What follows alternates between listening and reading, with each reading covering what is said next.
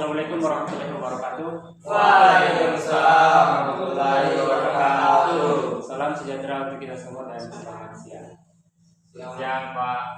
Baik adik-adik sekalian, pada pertemuan kita kali ini kita akan melanjutkan tentang pembahasan pada pertemuan sebelumnya. Yang dimana pertemuan sebelumnya itu kita membahas terkait beberapa jenis-jenis pengelasan. Mungkin dari adik-adik sekalian ada yang bisa kembali menyebutkan tentang apa saja atau menjelaskan tentang jenis-jenis pengelasan.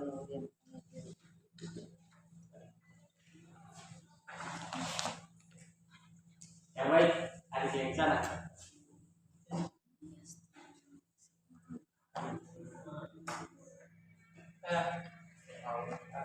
Baik, pengelasan jenis yang pertama itu pengelasan teknologi, kedua pengelasan unik, ketiga pengelasan unik, dan juga pengelasan kedua. Nah baik, terima kasih di sana dengan apa yang disampaikan sebentar.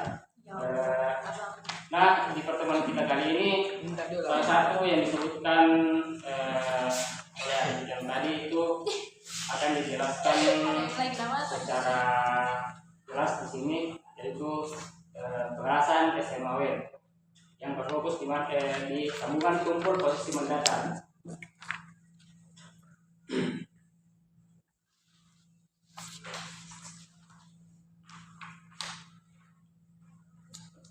Nah baik, prinsip sambungan tumpul posisi mendatar, yang dimana pengelasan yang dilakukan pada bidang horizontal pada sumbulas terletak pada bidang horizontal. Karakteristik sambungan tumpul itu sendiri itu menyambungkan dua plat atau komponen secara rata dengan persiapan kampu V atau U untuk kekuatan optimal dan penampilan yang baik. Adapun beberapa tantangan yang sering terjadi itu tentang gravitasi, yaitu cairan las cenderung turun karena gravitasi, memerlukan teknik ayunan atau whipping roda yang tepat untuk mengontrol kolam las dan mencegah cacat. Selanjutnya alat, bahan dan parameter pengelasan. Alat utama untuk melakukan pengelasan SMAW yaitu pertama ada mesin las, busa listrik, tang elektroda, tang massa, sikat kawat, palu kerat dan alat pengaman lainnya. Dan bahannya itu plat baja lunak yang ketebalan yang sesuai, serta elektroda rutil atau dasar. Contohnya itu ada elektroda 3,2 mm atau plat dan untuk plat 6 sampai 10 mm. Parameter kritis yaitu alat las yang tepat atau 85 sampai 120 ampere, dan sudut elektroda itu berkisar 70 sampai 80 derajat dan menyesuaikan kecepatan las yang stabil untuk penetrasi dan push yang baik.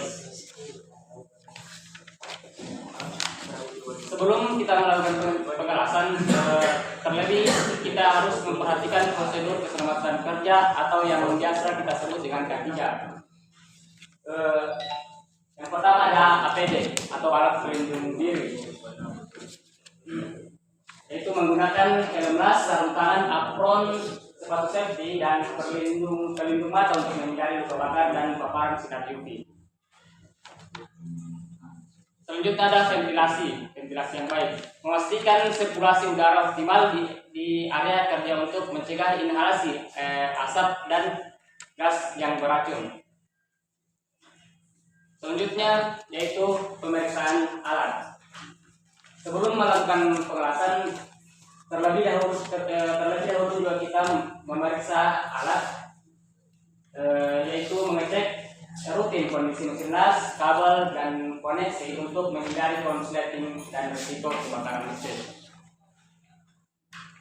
Dan selanjutnya ada area kerja yang aman, yaitu menjaga kebersihan area kerja dari bahan yang mudah terbakar. Nah, selanjutnya alat-alat pelaksanaan pengelasan sambungan tumpul posisi mendatar. Yang pertama itu adalah persiapan material. Membersihkan permukaan plat dari kotoran, membentuk kambu T dengan sudut 60 derajat sampai 70 derajat untuk memastikan penetrasinya penuh. Yang kedua yaitu penjepit plat. Memastikan plat terpasang kokoh dan pada posisi tegak menggunakan klem untuk mencegah pergeseran selama kita melakukan pengelasan. Yang ketiga itu mengatur mesin, menyetel arus, tegangan, dan polaritas mesin sesuai dengan jenis elektroda dan ketebalan material yang akan kita las. Dan yang keempat, pengelasan root pass, yang dimana kita memulai dengan root pass, menjaga sudut elektroda berkisar antara 70 derajat sampai 80 derajat dan menggunakan ayunan kecil untuk mengontrol kolam las dan penetrasi yang stabil. Selanjutnya itu lapisan isi dan penutup, dimana lanjutan dengan lapisan ini dan lapisan penutup, setiap lapisan harus dibersihkan dan terang. Dan yang terakhir itu memeriksa kualitas, memeriksa visual hasil las pada setiap lapisan untuk memastikan tidak ada cacat atau penetrasi yang baik. Nah, selanjutnya ada teknik pengelasan posisi mendatar, praktis. Yang pertama itu menjaga sudut elektroda, mempertahankan sudut elektroda konstan untuk stabil sehingga busur dan mencegah cairan las mengalir turun. Ini kunci utama untuk menghindari yang biasa disebut dengan cacat las.